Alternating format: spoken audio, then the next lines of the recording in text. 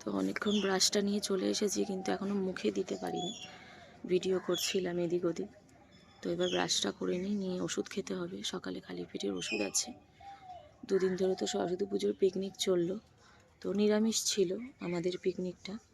এবারও কিন্তু কথা হচ্ছে যে আমিষের ওপরেও কিছু একটা পিকনিক হবে। তো আমাদের এই সময়টা ভীষণ মজা হয়। আর আমার বিশেষত এই বসন্তকাল আর শরৎকালটা পছন্দের। কি সুন্দর কোকিল ডাকছে বন্ধুরা।